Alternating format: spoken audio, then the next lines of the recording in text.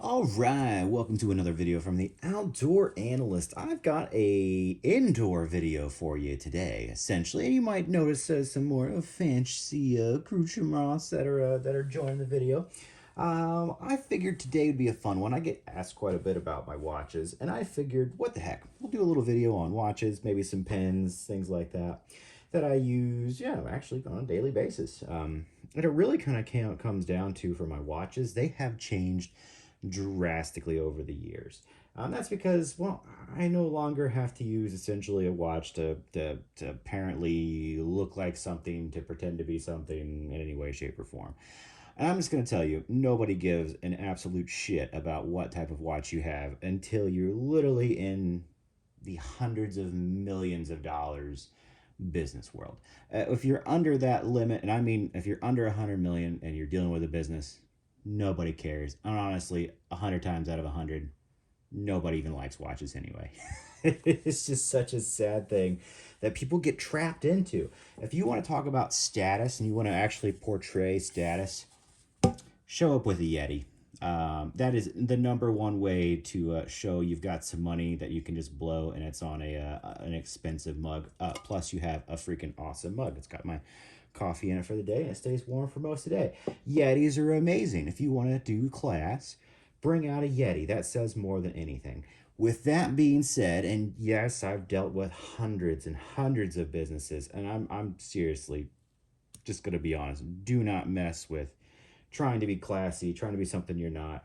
A watch won't help you in any way, shape, or form. Even if you are something, even if you are rich, nobody cares what watch you have. Nobody does, unless you're political, dealing 100 million plus. That's just where I'm at. So, with that being said, I have actually just 6 watches that I wear in total. That's it.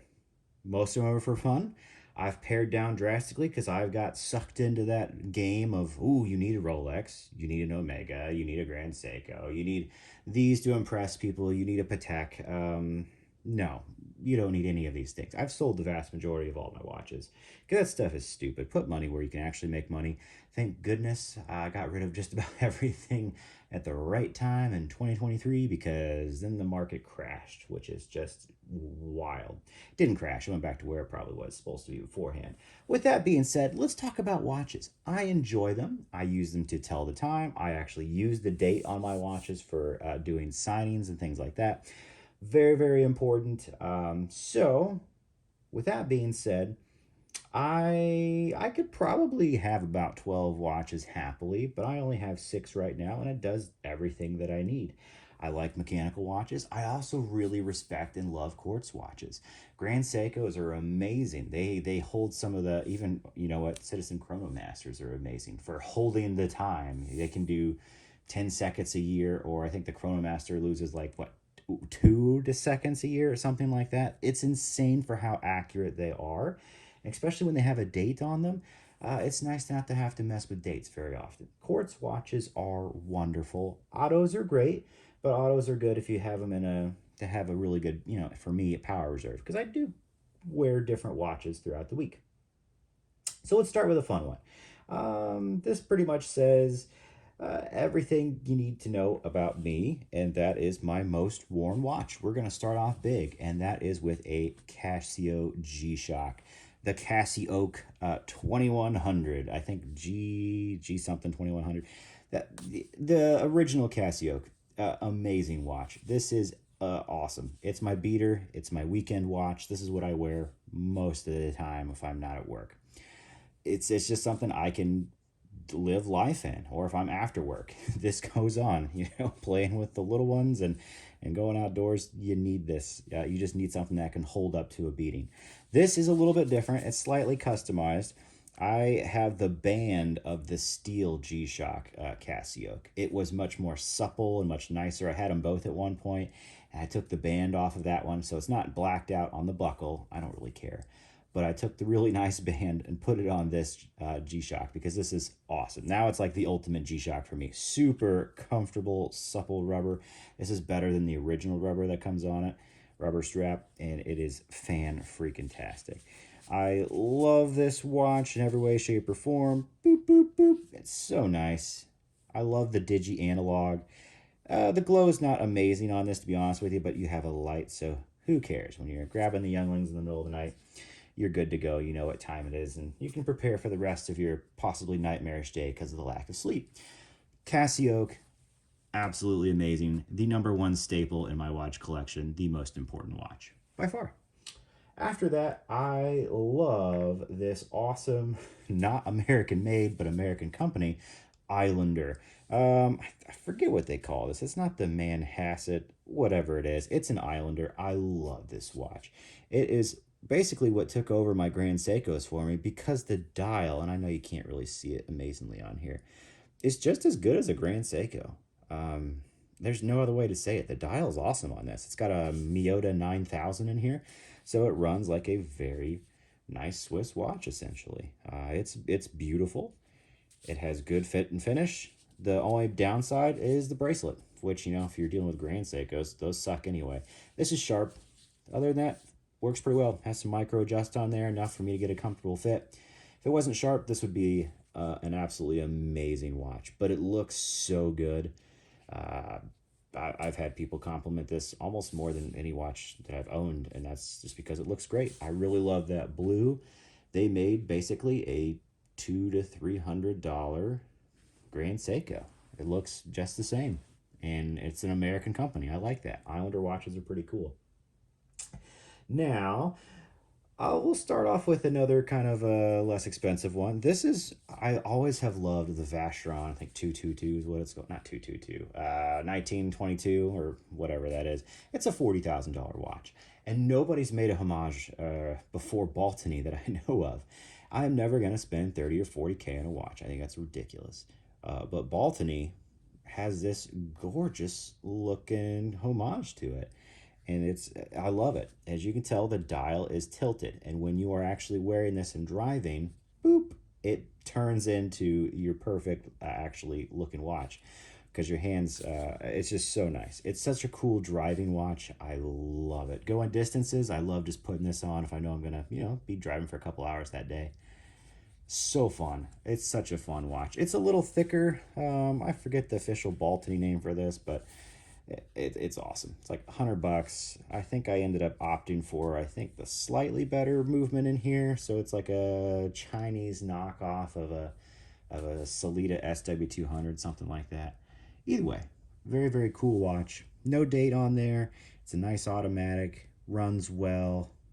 Not super legible with the hands just because it's silver on white, but I love the look. This aesthetic is so much fun. I love driving with that sucker, and I don't have to worry about it. It's not a $30,000 watch. If I bash that against something, bash it against the car, it's gonna be fine. Totally fine.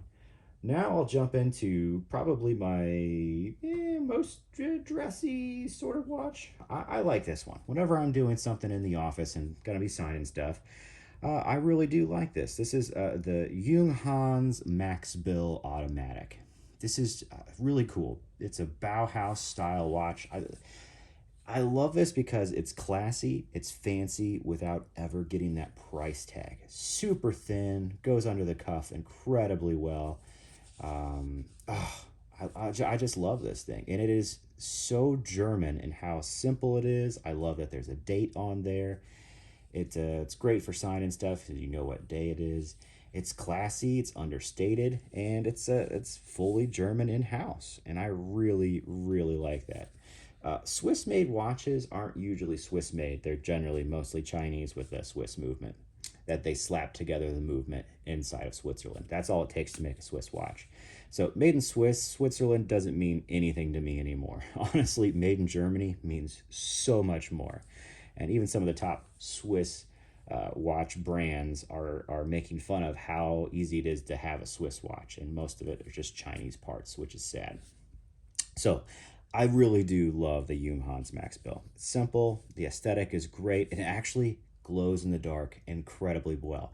The lume on this watch is great for a dress watch, and it's just super cool. Wear this quite a bit at work. Very, very useful, understated, classy, huge fan. One of the newest ones to the collection, and just because I kind of been getting a little into the actual gold, which is kind of cool, vintage gold watch, gold plated. This isn't a full gold, my goodness. This is actually a Junghans quartz, kind of a vintage one from them. Super, super cool. Very small. I think this is a 35 millimeter, so it's about as small as I will go. But since it's gold, I like that it's less large, it's less flashy in reality. The gold plating's pretty darn cool on there. Crocodile strap on there is just awesome.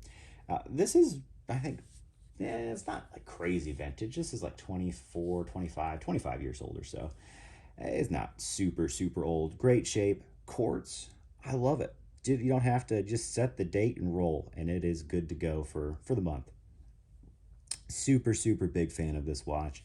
Very, very thin, under the cuff, classy, understated. Junghans, you're not trying to, outclass somebody. I mean, most of these are very, very inexpensive. This is $100. Nobody cares about old German watches, but it has such a cool heritage. I love it. My max bill, I think, was 400. You find a right deal on them, super, super awesome. Absolutely love them. Like $100. Yeah, I think I've went through most of the prices. Your G-Shock's about 100. The Islander, I think 200 to 300, kind of on there. So not super expensive. Then my most worn watch besides the G-Shock every day is just Tudor Ranger. I found an insane deal on this. I love the Ranger. This is one of the newer ones, and I got it for like basically half price. Just stupid. Someone needed to get rid of it. Got it authenticated before I purchased it, and it's amazing. Very, very smooth action. I love the power reserve, 39 mil. I think this is 80-hour or 70-hour power reserve. I really like that. This is something I can put down for the weekend, pick up my G-Shock, and then just roll for the rest of the day. Rest of the week at work. I probably wear, this watch the most. Got it holds up really, really well for me. Definitely a big fan of it. And then G-Shock after that for work. The rest of these kind of get mixed in, fairly equally worn at least every other week or so at some point. But yeah, that's my watches in a nutshell. I changed the strap on here to be a rubber strap. I love the look of this. I did this with one of my old Rolexes back in the day, and it was a game changer for me. Just looks super cool. I think it looks cooler than the NATO, cooler than the bracelet, and it's incredibly comfortable. I think it's a Wrist Buddy strap. Pull that off and just see here. Who is this? Yeah, Wrist Buddies. Very, very cool. Fits incredibly well. Just this FKM rubber. Very, very comfortable. When it comes to rubber straps, the G-Shock one, the upgraded one, works really, really well. And so does this FKM from Wrist Buddies. Big fan of it. Definitely was worth adding on there. So that's my watches in a nutshell. Slightly more classy, but the vast majority are just the beaters. Just the G-Shock and the Tudor. I mean, great everyday wears. I think it says enough about me that that's all I need. It's a good everyday use watch. It'll be probably the nicest one I have for a long time. I don't need anything nicer. I have drastically moved down on purpose to not be a douchebag. I think your watch can just, honestly, just feels like it almost ruins situations more than it helps them.